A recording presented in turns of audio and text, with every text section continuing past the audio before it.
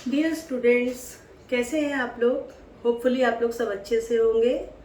तो आज फिर मैं आपके सामने एक नए टॉपिक के साथ हूँ। उस टॉपिक का नाम है कम्युनिकेटिव अप्रोच। तो कम्युनिकेटिव अप्रोच, ये अगर हम इसकी कम्युनिकेटिव अप्रोच की बात करें तो किनके द्वारा दी गई थी? डेल हाइम्स के द्वारा। डेल हाइम्स ने 1970 में इंट्रोड्यूस किया था कम्युनिकेटिव अप्रोच को। कम्युनिकेटिव अप्रोच क्या है, अब हम इसको समझेंगे। अगर ये an approach to the teaching of language. Communicative approach किसी भी भाषा को सिखाने के लिए सबसे बेस्ट और अच्छी अप्रोच मानी जाती है, और इस अप्रोच को इम्पॉर्टेंट अप्रोच भी मानी जाती है, क्योंकि इस अप्रोच में क्या है, किसी भी लैंग्वेज को पढ़ाने के लिए किस पे बल दिया जाता है? संप्रेषण पे बल दिया जाता है, कम्युनिकेशन पे बल दिया जाता है, कि बातचीत को आपस में इंटरेक्शन करते हुए। It emphasise on the interaction with each other, आपस में बातचीत करते करते ही भाषा को सीख जाना। ये क्या कहलाता है? ये किसके अंतर्गत होता है? कम्युनिकेटिव अप्रोच के अंतर्गत होता है। और चूंकि ये बेस्ट और लेटेस्ट अप्रोच है, और ये बहुत ही that is a very popular approach also, because there is no much extra efforts are needed in this approach. कि टीचर को सिखाते सिखाते ज़्यादा इसमें बच्चों को खेल खेल में ही वो बच्चे आराम से कम्युनिकेट करते हुए, आपस में बातचीत करते हुए ही यहाँ पर सीख जाते हैं। अगर हम इनके गोल्स की बात करें कि आखिर गोल क्या है, अच्छा इसको CLT भी बोलते हैं, कम्युनिकेटिव लैंग्वेज टीचिंग। अब यहाँ पर अगर हम बात करेंगे इसके गोल्स क्या है, अगर गोल्स की हम बात करें तो by interaction enhance the 4 language skills in the students, यानी कि बच्चों में जो 4 भाषाई कौशल अनिवार्य है, LSRW, listening, speaking, reading and writing, उन सबको बढ़ाना। आपस में इंटरेक्शन करते हुए, आपस में बातचीत करते हैं, जब बच्चे खेलकूद करते हैं, बच्चे पढ़ाई करते हैं, आपस में बातचीत करते हैं, या कोई भी व्यक्ति आपस में बातचीत करते हैं, तो उसको क्या बोला जाता है? कम्युनिकेटिव अप्रोच बोला जाता है। और उसका मेन गोल क्या है, उसका मेन टारगेट क्या है कम्युनिकेटिव अप्रोच को इस्तेमाल करने का? कि बच्चा जो है वो चारों भाषाई कौशल में निपुण हो जाए, यानी कि होल पार्ट को कंप्लीट कर ले, यानी कि किसी एक पार्ट पे ज़्यादा फोकस ना करते हुए चारों पार्ट पर बराबर फोकस किया जाता है। और जिसमें ओरल पार्ट जो है वो सबसे ज़्यादा बच्चे का स्ट्रॉन्ग किया जाता है, क्योंकि अगर ओरल पार्ट स्ट्रॉन्ग होगा, कम्युनिकेटिव अप्रोच के द्वारा ओरल पार्ट को क्यों स्ट्रॉन्ग करते हैं? क्योंकि अगर ओरल पार्ट का बच्चे का स्ट्रॉन्ग होगा तो उसका बाकी स्पीकिंग, रीडिंग, राइटिंग भी अच्छे से बाकी के 3 कौशलों में भी वो निपुण हो जाएगा। ओके, अच्छा, it focus on meaning, because communication कर रहे हैं आप, संप्रेषण कर रहे हैं, तो आपको मीनिंग, अर्थों की भी जानकारी होनी चाहिए। तो इसलिए यहाँ पर जो कम्युनिकेटिव अप्रोच है, it focuses on which, it focuses on meaning. अब यहाँ पर अगर हम बात करेंगे 4 एस्पेक्ट्स की, तो यहाँ पर 4 एस्पेक्ट्स हैं जिसको कवर किया जाता है कम्युनिकेटिव कॉम्पिटेंसी में। कम्युनिकेटिव कॉम्पिटेंसी की मैं अलग से भी वीडियो बनाऊंगी, उसमें एक आपके पूरे चारों जो कॉम्पिटेंसी के जो एस्पेक्ट्स हैं उनके ऊपर मैं अच्छे से आपको पूरा सविस्तार नेक्स्ट वीडियो में बताऊंगी।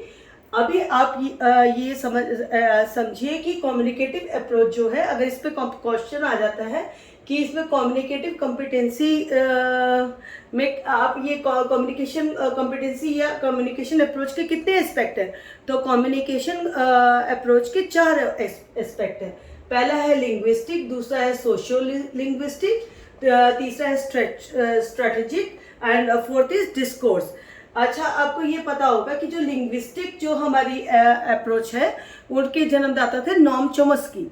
उन्होंने खाली नॉम चॉम्स्की ने लिंग्विस्टिक पे ज़्यादा जोर दिया था, परंतु उसी में सुधार करते हुए, उसी कॉन्सेप्ट को सुधारते हुए हमारे जो डेल हाइम्स थे, उन्होंने 1970 में उन्होंने कहा कि खाली लिंग्विस्टिक जो है वही पार्ट ज़रूरी नहीं है बालक के भाषा विकास के लिए, भाषाई विकास में खाली इस पर जोर नहीं देना चाहिए, जबकि और भी जो एस्पेक्ट्स है, सोशियो एस्पेक्ट है या स्ट्रेटेजिक है या डिस्कोर्स है, इन पे भी ध्यान देना चाहिए।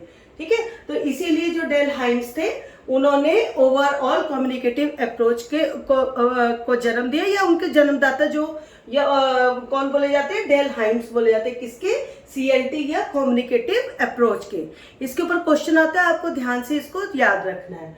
उसके बाद अगर हम बात करेंगे रोल ऑफ टीचर, यहाँ पर टीचर का रोल क्या होता है, तो टीचर एज अ फैसिलिटेटर काम करती है, मॉनिटर काम करती है, यानी कि टीचर अपनी इच्छाओं को बालक पर लाती नहीं है बल्कि उसको सीखने में सहयोग करती है। जो संभव फैसिलिटी बालक को चाहिए होती है, जैसा एनवायरनमेंट चाहिए होता है, जैसा मटेरियल चाहिए होता है, टीचर बालक के लिए क्या करवाती है, उपलब्ध कराती है। वैसी रियल लाइफ सिचुएशंस अगर क्रिएट करने की जरूरत पड़ती है तो वहाँ यहाँ पर टीचर एज अ फैसिलिटेटर ये भी कार्य करती है। और जब बच्चे उस पे कार्य कर रहे होते हैं तो टीचर एज अ मॉनिटर, यानी कि टीचर जो है अपनी बच्चों पे ध्यान रखती है, बच्चों पे नज़र रखती है कि बच्चे ठीक से कार्य कर रहे हैं कि नहीं कर रहे, कि जो भी गाइडलाइंस उनको दिए उन गाइडलाइंस के हिसाब से कार्य हो रहा है कि नहीं हो रहा है, या जैसे एक्सपेक्टेड रिजल्ट्स थे उनके हिसाब से बच्चे कार्य कर रहे हैं या नहीं कर रहे हैं। तो रोल ऑफ टीचर क्या होगा, फैसिलिटेटर एंड मॉनिटर। अब हम बात करते हैं कैरेक्टरिस्टिक्स की। अगर हम कैरेक्टरिस्टिक्स की बात करें तो सबसे पहले जैसे मैंने आपको बताया कि जो यहाँ पर अगर हम बात करेंगे कि that communicative approach, by the communicative approach the teachers try to teach students by which method, by inductive method, यानी कि आगमन विधि से। टीचर पहले कुछ ज़्यादा एक्सप्लेन नहीं करती है, टीचर ज़्यादा बच्चों को कुछ ज़्यादा उनके ऊपर कोई भी अपनी इच्छाओं के अनुसार कोई भी कंटेंट को नहीं लाती है। टीचर क्या करती है, टीचर जो स्टूडेंट्स जो होते हैं ना, दे इंड्यूस एंड दे डिस्कवर, यानी कि बच्चे खुद से induce grammar and other part, यानी कि आगमन विधि से बच्चे खुद ही सीखते हैं। ओके। और यहाँ पर अगर हम बात करेंगे अगर और जो कैरेक्टरिस्टिक्स है तो इसमें हम ये कह सकते हैं, it covers target language as well as mother tongue, कि यहाँ पर जो है टारगेट क्या है हमारा, चारों कौशल में निपुण करना बच्चे को, लिसनिंग, स्पीकिंग, रीडिंग, राइटिंग। तो यहाँ पर कम्युनिकेटिव अप्रोच है पूरा उसको तो कवर करती है, साथ में मातृभाषा को भी कवर करती है, क्योंकि बच्चे खेलते खेलते अपनी बोलचाल में और अपनी भाषा में भी सीख जाते हैं। ठीक है। उसके बाद जैसे मैंने आपको बताया, इसका अगला कैरेक्टरिस्टिक्स क्या है, इट फोकस ऑन मीनिंग, है ना, यानी कि ये फोकस करते हैं किस पे, मीनिंग्स पे, कि बच्चे अर्थ को भी जाने। उसके बाद it focuses on writing and speaking, not only listening and not only listening, यानी कि राइटिंग और स्पीकिंग पे भी बच्चे जो है वो फोकस करते हैं, ना कि लिखने और क्या है, लिसनिंग पे। ओके। और इसके अगर बात करेंगे इसमें कि इट ऑल्सो नो इट, जैसे कि it is a latest approach, so it is very popular in the schools. By this the child learns easily and what activities usually included in communicative approach. Communicative approach में कौन कौन सी अच्छा क्या क्या activities होती है, जैसे टीचर जिक्शॉ से, पजल से, उसके बाद में टीचर अपने पीयर वर्क से, मतलब कि ग्रुप वर्क से, पीयर वर्क से, उसके बाद में अगर टीचर जैसे कि फिल इन द गैप, उस वैसे कि यानी कि दो लोग आपस में बात कर रहे हैं, अगर चुपचाप खड़े हुए तो उनके बीच का जो गैप है उसको कैसे भरना है, तो टीचर इस तरह का उनको कार्य देती है। उसके बाद में क्या रोल प्ले करने के लिए देती है कि आप कोई कैरेक्टर प्ले कीजिए। कैरेक्टर प्ले कीजिएगा तो क्या होगा कि आपका रोल प्ले करने से क्या है कि आप कोई भी रोल, बच्चे को क्या है कि बोलने की प्रवृत्ति होगी। जिक्शॉ है, जिक्शॉ के द्वारा बच्चे सीखते हैं, जिक्शॉ के द्वारा सीखते हैं, उसके ये सब एक्टिविटीज कराई जाती है। उसके बाद ओपिनियन शेयरिंग, और क्या एक्टिविटी होती है, ओपिनियन शेयरिंग, कि आप अपनी बातों को रखो। ठीक है। फिर कन्वर्सेशन के द्वारा, उसके बाद और टीचर के और क्या है, there are so many activities, यानी कि अब बच्ची टीचर क्या करती है, and she creates a real situation, कि रियल सिचुएशन से भी बच्चा कुछ सीख जाए, है ना। उसके बाद अगर हम बात करेंगे बच्चे को कि और स्टूडेंट को क्या सिखाना है, उसके बाद information gathering, discover yourself, there are so many ways by which teacher can teach a student and she can also teach in communicative approach that child center learner centered activity, यानी कि जिसमें कि ज़्यादा से ज़्यादा learner की activities हो, सीखने वाला उसमें एक्टिवली पार्ट ले। तो इस तरह से कम्युनिकेटिव अप्रोच में teacher tries to teach the students and to teach themselves, कि बच्चे जो लर्नर है वो अपने आप से खुद को सिखाएं, है ना। She only creates examples, she only correlate them with real life situations. She only tries to organize some games for them, for puzzles for them, for a platform. She provides the platform.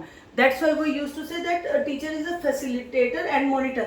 She gives the facility in communicative approach, and communicative approach is best approach because only by communication the students used to learn that targeted language, कि जो language उनको सिखाने चाह रहे हैं उनको खाली उनको बोलते हैं कि आप आपस में बातचीत करो, आप खेल खेल में सीखो, आप बात करते करते सीखो, काम करते करते सीखो, आपस में संप्रेषण के दौरान सीखो, पर आपको कुछ ना कुछ करना ही है, आपस में बातचीत करनी है, आपको मौन व्रत धारण करके नहीं रहना है, ठीक है। तो इसीलिए हम लोग इसको बोलते हैं कम्युनिकेशन लर्निंग टीचिंग, या फिर हम लोग इसको क्या बोलते हैं CLT के साथ साथ कम्युनिकेटिव अप्रोच, ठीक है। कम्युनिकेटिव लैंग्वेज टीचिंग या कम्युनिकेटिव अप्रोच जो है ये आपका पेपर 1 में भी इससे क्वेश्चन आते हैं, लैंग्वेज 1 में भी, लैंग्वेज 2 में भी। तो आई होप कि आपको कुछ आइडिया यहाँ से मिल गया होगा मेरे वीडियो से। अगला जो मेरा वीडियो रहेगा वो कम्युनिकेटिव कॉम्पिटेंसीज के बारे में होगा, जो मैंने बताया कि नॉन चोमेस्की थे, उन्होंने खाली लिंग्विस्ट कॉम्पिटेंसी पे जोर दिया, जबकि जो डेल हाइम्स थे उन्होंने सोशियो लिंग्विस्टिक स्ट्रेटेजिक और डिस्कोर्स को भी बीच में ऐड किया, कि उन्होंने कहा कि खाली जो भाषा का ज्ञान देने से क्या होगा, बच्चों को समाज के साथ भी जोड़ना है, बच्चों को अपनी जो सही वर्ड्स है, सटीक वर्ड्स है, उनको भी तो इस्तेमाल करना जानना है ना। तो इसीलिए जो कम्युनिकेटिव अप्रोच है बहुत ही बेस्ट और पॉपुलर और लेटेस्ट अप्रोच है, and it is by this approach the child easily learns whatever the teacher wants to teach, the learner easily learns. Okay child, तो आज यहीं पर हम अपना लेक्चर को ख़त्म करते हैं, और होपफुली मुझे लगता है कि आपको कुछ आइडिया हो गया होगा कि अगर कुछ क्वेश्चंस आते हैं तो आप आराम से कर सकते हैं कि इसमें कौन कौन से स्किल्स को कवर किया जाता है। इसमें चारों स्किल्स को कवर किया जाता है। इसमें टीचर क्या काम करती है, फैसिलिटेटर का या मॉनिटर का काम करती है, या फिर इसमें इनका मेन पार्ट क्या है, interaction. It emphasises on what, it emphasises on interaction with each other, जिसमें कि स्टूडेंट्स या टीचर या आपस में इंटरेक्शन होता है। कम्युनिकेटिव अप्रोच यानी कि बातचीत के दौरान सीखना, बातचीत के द्वारा सीखना। तो बच्चों यहीं पर मैं अपना सेशन ख़त्म करती हूँ, और होपफुली आप लोगों को कुछ आइडिया मिला होगा कम्युनिकेटिव अप्रोच के बारे में। और प्लीज़ आप मेरे वीडियोस को पूरा देखिए, लाइक कीजिए, शेयर कीजिए और सब्सक्राइब कीजिए, और अपने फ्रेंड्स के साथ भी शेयर कीजिए कि जो लोग इंग्लिश लैंग्वेज की तैयारी कर रहे हैं तो उनको भी हेल्प मिल सके। तो इसी पॉजिटिव वाइब्स के साथ गुड डे फॉर टुडे। कल फिर आपको एक नए वीडियो के साथ हम मिलेंगे, तब तक के लिए बाय।